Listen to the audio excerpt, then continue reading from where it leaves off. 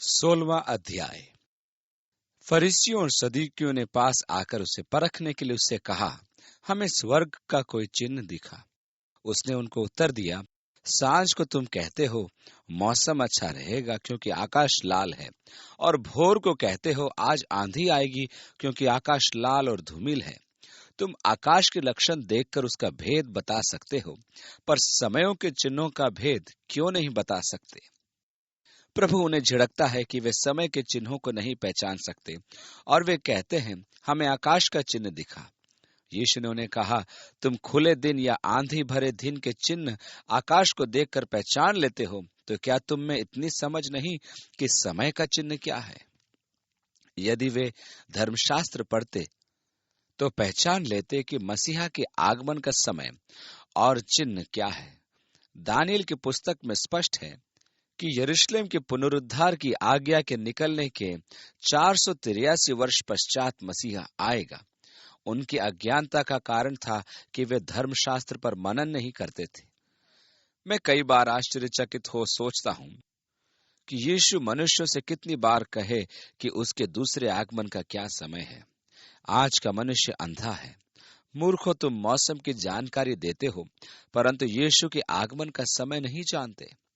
चौथी आयत, इस युग के बुरे और व्यभिचारी लोग चिन्ह ढूंढते हैं, पर योना के चिन्ह को छोड़ उन्हें और कोई चिन्ह न दिया जाएगा। और वह उन्हें छोड़कर चला गया। उसने पहले भी ऐसा ही किया था और वह उन्हें छोड़कर चला गया। तुमने पहले भी चिन्ह मांगा था और मैंने कह दिया कि भविष्यद्वक्ता योना को छोड़ कोई और अन्य चिन्ह नहीं दिया जाएगा। पांचवी आयत, चेले झील के उस पार पहुंचे पर वे रोटी लेना भूल गए थे। यीशु ने उनसे कहा, देखो, फरीसियों और सदूकियों के खमीर से सावधान रहना। हम ये देख चुके हैं कि खमीर अधार्मिकता का प्रतीक है। खमीर से वे अपनी रोटियों का आटा खमीर करते थे। ये क्षय की प्रक्रिया है। यह खमीर फरीसियों और सदूकियों के स्वांगपूर्ण जीवन का संदर्भ देता है। वे आपस में विचार करने लगे कि हम तो रोटी नहीं लाए। ये जानकर यीशु ने उनसे कहा, हे अल्पविश्वासियों, तुम आपस में क्यों विचार करते हो कि हमारे पास रोटी नहीं?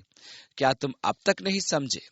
और उन 5,000 की 5 रोटी स्मरण नहीं, और न ही यह कि कितनी टोकरियां उठाई थी, और न उन 4,000 की 7 रोटियां, और न ये कि कितने टोकरे उठाए थे। क्या तुम ये सोच रहे हो कि मेरी चिंता का कारण यह है कि तुम्हारे पास रोटी नहीं है? क्या तुम्हें अनुभव से यह विश्वास नहीं हुआ कि मैं तुम्हें रोटी खिला सकता हूं? मैं ये नहीं कह रहा कि तुम रोटी लाए या नहीं लाए। 11वीं आयत, तुम क्यों नहीं समझते कि मैंने तुमसे रोटियों के विषय में नहीं कहा, परंतु यह कि तुम फरीसियों और सदूकियों के खमीर से सावधान रहना। तब उनकी समझ में आया कि उसने रोटी के खमीर से नहीं, पर फरीसियों और सदूकियों की शिक्षा से सावधान रहने को कहा था। वे गलील सागर से प्रस्थान कर ऊपरी गलील की ओर जा रहे थे, जो आज बामियास के नाम से जाना जाता है, परंतु उस समय वह स्थान कैसरिया फिलिप्पी के नाम से जाना जाता था। वहां हरमन पर्वत है, जहां से यरदन नदी का उद्गम होता है। 13वीं आयत, यीशु कैसरिया फिलिप्पी के प्रदेश में आया और अपने चेलों से पूछने लगा, लोग मनुष्य के पुत्र को क्या कहते हैं? उन्होंने कहा, कुछ तो यूहन्ना बपतिस्मा देने वाला कहते हैं, और कुछ एलिया, और कुछ यिर्मयाह या भविष्यद्वक्ताओं में से एक कहते हैं। उसने उनसे कहा, परंतु तुम मुझे क्या कहते हो? शमौन पतरस ने उत्तर दिया, तू जीवते परमेश्वर का पुत्र मसीह है। यीशु ने उसको उत्तर दिया, हे शमौन, योना के पुत्र, तू धन्य है, क्योंकि मांस और लहू ने नहीं, परंतु मेरे पिता ने जो स्वर्ग में है ये बात तुझ पर प्रकट की। और मैं तुझसे कहता हूं कि तू पतरस है, और मैं इस पत्थर पर अपनी कलीसिया बनाऊंगा, और अधोलोक के फाटक उस पर प्रबल न होंगे। जब हम ये पढ़ते हैं तो हमारे पास 2 प्रस्ताव आते हैं, और हम में से किसी एक को चुनना अनिवार्य है। एक तो यह कि कलीसिया पतरस पर आधारित है, और दूसरा पतरस के अंगीकार पर कि यीशु मसीह है, जीवित परमेश्वर का पुत्र। कैथोलिक समुदाय का कहना है कि कलीसिया का आधार पतरस है। इसमें समस्याएं हैं। यीशु ने उससे कहा, तू पेत्रोस अर्थात छोटा पत्थर। तब उसने कहा, इस चट्टान पर मैं अपनी कलीसिया बनाऊंगा, और नरक के फाटक उस पर प्रबल न होंगे। कहने का अर्थ यह है कि कलीसिया का आधार चट्टान है, न कि पेत्रोस अर्थात छोटा पत्थर। पौलुस प्रेरित पहले कोरिन्थियों के 3 अध्याय की 11वीं आयत में कहता है, क्योंकि उस नेव को छोड़ जो पड़ी है और वह यीशु मसीह है, कोई दूसरी नेव नहीं डाल सकता, अर्थात शमौन पतरस नहीं, मसीह यीशु ही एकमात्र नेव है। मनुष्यों ने प्रयास किया है कि पतरस को कलीसिया का आधार बनाए, परंतु यह प्रत्यक्ष है कि वह आधार नहीं है। कलीसिया का आधार मसीह यीशु है। उसी के ऊपर कलीसिया का निर्माण हुआ है, जिसके लिए पतरस की यह वाणी थी कि वह मसीहा है, जीवित परमेश्वर का पुत्र। यीशु ही कलीसिया का सच्चा आधार है।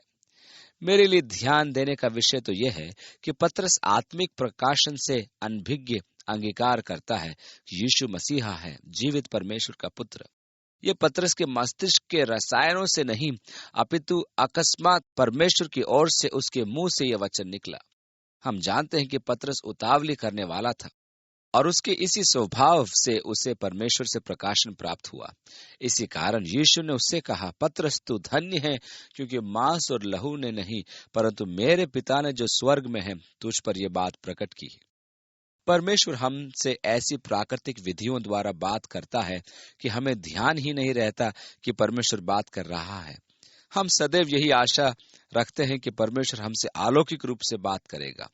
हम यही सोचते हैं कि हम मूर्छित होंगे और स्वर्गदूतों का गाना सुनेंगे तथा हमारी भावनाओं में कंपन होगा, रोंगटे खड़े होंगे और तब एक आवाज सुनाई देगी, हे मेरे पुत्र। परंतु हम ये नहीं जानते कि प्रकृति में भी वह अलौकिक अवस्था है जिसकी हमें आशा करनी है। हम अपने आत्मिक समझ में इतने निर्बोध हैं कि हम उस पर ध्यान नहीं दे पाते कि परमेश्वर हमसे क्या बातें कर रहा है। ये हमारी आत्मिक निर्बोध अवस्था का प्रमाण है। हम सदैव यही कहते हैं कि परमेश्वर ने मुझसे कभी बात नहीं की या मैंने परमेश्वर की वाणी कभी नहीं सुनी। इसका कारण यही है कि हम सदैव उस अलौकिक घटना के इंतजार में रहते हैं। परमेश्वर प्रकृति के द्वारा भी बातें करता है। मनुष्य की बुद्धिमत्ता इसी में है कि वह अलौकिक घटना को सामान्य जीवन में देखे, और सबसे कठिन और महत्वपूर्ण बात तो यह है कि हम अलौकिक और लौकिक अवस्थाओं में अंतर जानें। यह अत्यधिक कठिन कार्य है कि हम जान पाएं कि यह परमेश्वर की वाणी है या मेरे स्वयं की। यदि यह अलौकिक घटना है या लौकिक, समझने में कई कठिनाइयां हैं। चूंकि परमेश्वर सर्वोच्च त्रिएक अर्थात पिता, पुत्र, पवित्र आत्मा है और मैं हीन त्रिएक अर्थात आत्मा, प्राण और शरीर हूँ। मुझे परमेश्वर से आत्मिक संसार में ही भेंट करना है। परमेश्वर का आत्मा मेरी आत्मा को गवाही देता है कि मैं परमेश्वर का पुत्र हूँ। अब यदि मेरी आत्मा मेरे विवेक को गवाही देती है तो मेरे मन में एक विचार उत्पन्न होता है, बोध होता है और प्रेरणा प्राप्त होती है। कभी कभी ऐसा भी होता है कि मुझे अपने आप से प्रेरणा प्राप्त होती है। यदि ऐसा है तो फिर अंतर पहचानने का प्रश्न उत्पन्न होता है, क्योंकि वे मेरे चित्त में उसी स्थान से उत्पन्न होती है जहां से आत्मा अचेत अवस्था से उभरती है, परंतु वे मुझे चैतन्य अवस्था में प्राप्त होते हैं। अतः अंतर जानना बहुत कठिन होता है और मैं चकित हो जाता हूं कि यह विचार परमेश्वर की ओर से है। इसी प्रकार पतरस ने उसी विचार का उच्चारण कर दिया जो उसके अचेत मस्तिष्क में उत्पन्न हुआ। इसी कारण यीशु ने कहा, पतरस, ये आत्मिक प्रकाशन है, मेरे पिता ने ये तुझ पर प्रकट किया है। अब पतरस ने उसकी भूमिका का परिचय दिया। यीशु ने उससे कहा, मैं तुझे स्वर्ग के राज्य की कुंजियां दूंगा, और जो कुछ तू पृथ्वी पर बांधेगा वह स्वर्ग में बांधेगा, और जो कुछ तू पृथ्वी पर खोलेगा वह स्वर्ग में खुलेगा।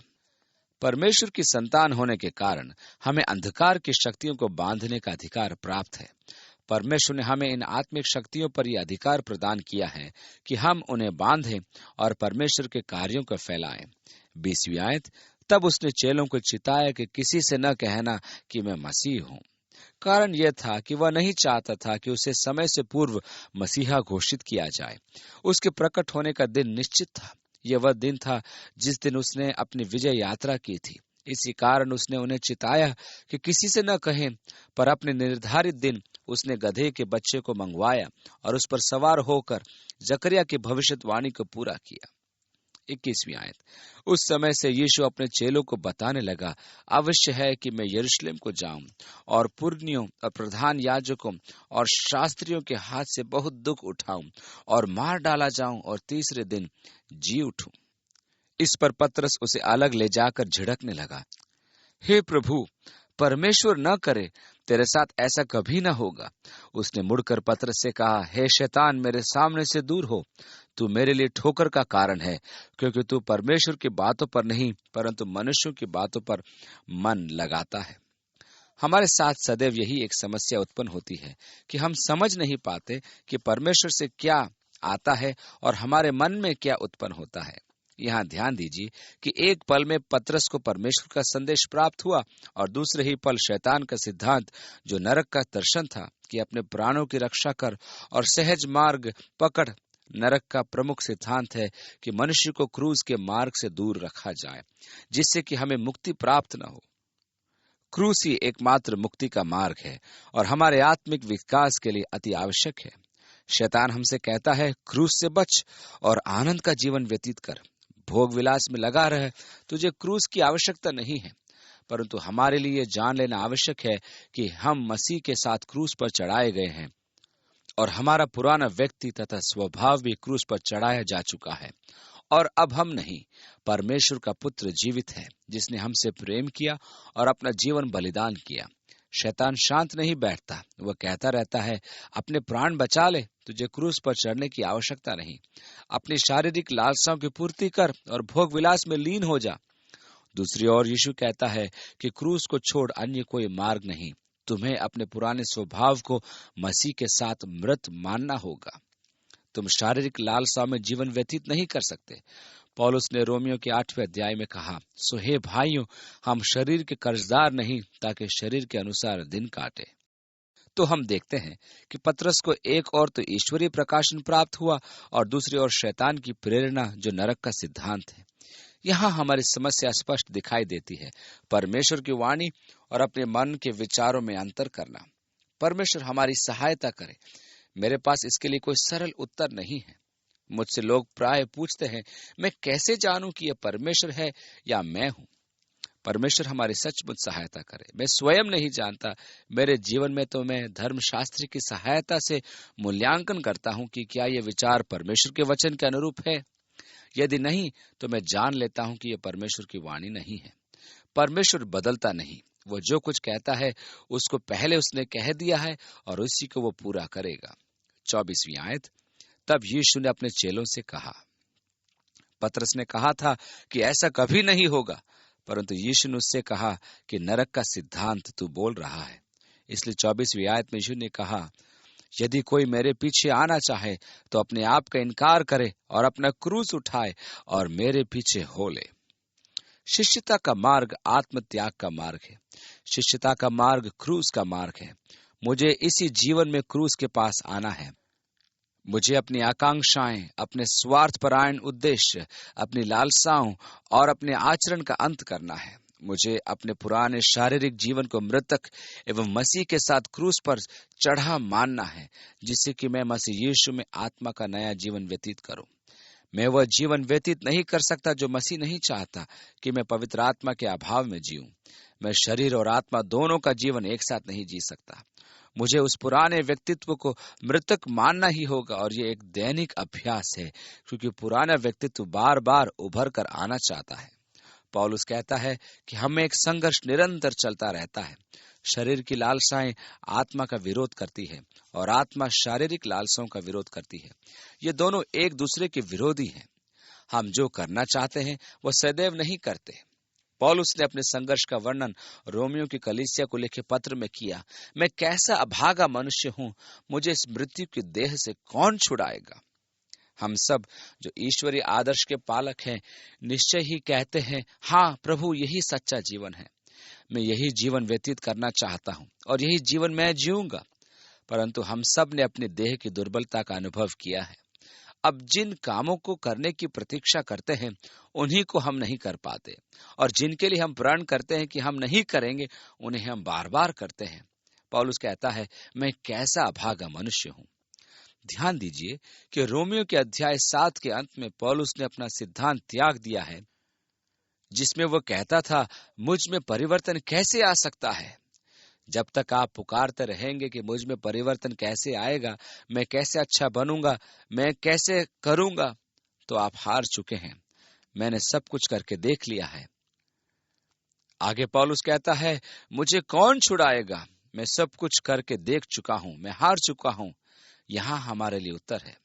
जब हमारे प्रयासों का अंत आ जाता है और हम बाहर की सहायता के लिए पुकार उठते हैं, तब हमें पौलुस के शब्दों में ही उत्तर प्राप्त होता है। परमेश्वर का धन्यवाद हो कि मसीह यीशु में हमें विजय प्राप्त है। मुझे पराजित मसीह विश्वास नहीं, मुझे आत्मिक जय प्राप्त करने वाला विश्वासी बनना है, जो कि देह की लालसाओं का बंदी नहीं, परंतु उन पर विजय प्राप्त करने वाला विश्वासी है। अध्याय 7 में वो केवल मैं का प्रयोग करता है, परंतु अध्याय 8 में वह मैं को त्याग कर आत्मा और महिमा के विजयी जीवन के बारे में चर्चा करता है। और जब वो आत्मा के सामर्थ्य में जी रहा है, तब विजय उसके साथ बनी रहती है। क्रूस सदैव वहां उपस्थित है। यदि कोई मेरे पीछे आना चाहे तो वह अपना इनकार करे, अर्थात स्वार्थपरायण जीवन का। उसे अपना जीवन क्रूस पर चढ़ाना है और पुराने मनुष्यत्व को मसीह के साथ क्रूस पर मृतक मानना है। तब यीशु कहता है, मेरे पीछे हो लो। तब वो तर्क प्रस्तुत करता है और उसकी व्याख्या भी करता है 25वीं आयत में, क्योंकि जो कोई अपना प्राण बचाना चाहे वह उसे खोएगा। यदि आप यीशु से विरक्त जीवन व्यतीत करने का प्रयास कर रहे हैं, तो आपका अंत अनंत विनाश है। और जो कोई मेरे लिए अपना प्राण खोएगा वह उसे पाएगा, उसे सच्चा जीवन प्राप्त होगा।